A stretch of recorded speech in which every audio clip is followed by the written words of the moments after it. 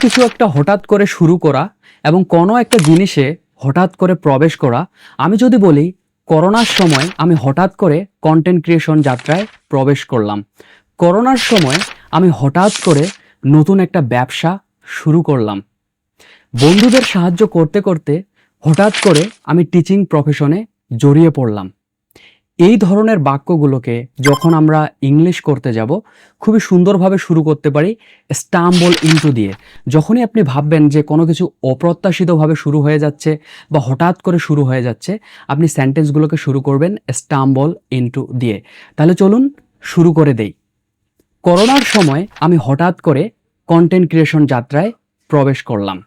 I stumble into content creation during pandemic. করোনার সময় আমি হঠাৎ করে একটা নতুন ব্যবসা শুরু করলাম।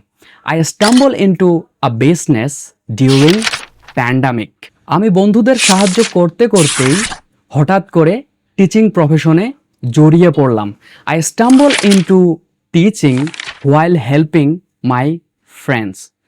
তাহলে আজকে তোমাদের জন্য ছোট্ট একটা কুইজ থাকবে।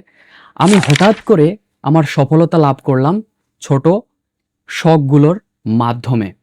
এটার ইংলিশ করে আমার কমেন্ট বক্সে জানিয়ে দাও এবং আমি চেক করে জানিয়ে দেবো কোনটা সঠিক আর কোনটা ভুল।